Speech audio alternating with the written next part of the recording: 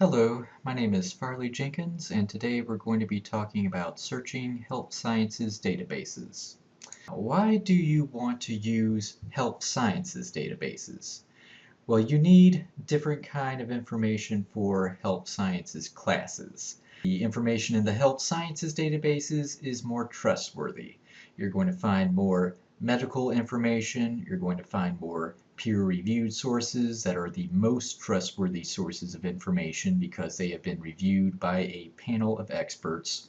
And health sciences is a field where there is constantly new research coming out, and that is constantly changing knowledge in the field, what is known, and changing practice in the field, what nurses and radiologic technicians and what have you will be doing in a professional and clinical environment. And it is very important that you know how to use health sciences databases because you will need to know this once you begin your professional practice. Now, how do you access the health sciences databases? Well, first you go to the homepage for the college at www.westgatech.edu. Under the academics menu, you select library.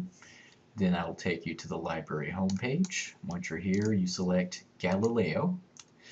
And when you get to Galileo, you're going to see a search bar at the top. Do not use it. That will search every single database at once. You want the health sciences databases.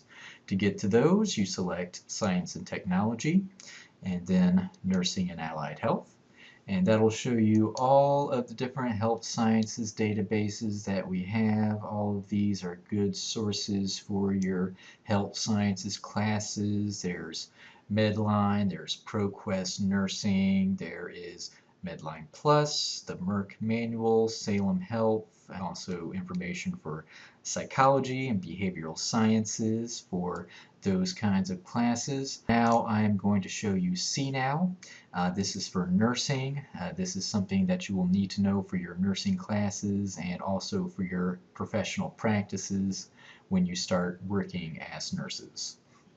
Now let's say that you are looking for information on meningitis. Always a good idea to select full text. Also a good idea to select the suggestions. That way you know that it is spelled right and it is in there. And you click search. And you see there's 1,454 articles on meningitis. So you're going to need to narrow that down. There's a lot of ways to narrow it down from this screen. You can narrow it down to just the academic journals, for example. You can measure it down by subject heading. Maybe you're only interested in bacterial meningitis, and you can also narrow it down by publication. You can look for specific publications in here, such as pediatrics, for example. You can narrow it down by age of the patient. You have all different kinds of ages, children 6 to 12, adults 65 plus, etc. You can narrow it down by gender of the patient, only male or only female patients. You can narrow it down by geography, just cases in Europe, just in the USA, and what have you. Now, given that we've got so many search results, what we're going to need to do here is an advanced search, and that'll take you back to this screen. Let's say you are only interested in bacterial meningitis. You'll need to use these Boolean operators over here, and or not. If you search for meningitis or bacterial, it'll show you everything about meningitis as well as everything about bacterial diseases. If you select and, it's only information on meningitis and bacterial. And since we are not interested in viral meningitis, we will select not viral. And there's other ways of narrowing it down over here. Always want to select full text.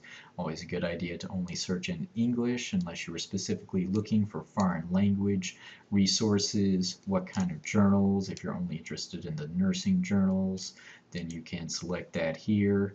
And sex of patient also, age groups of patients, number of pages.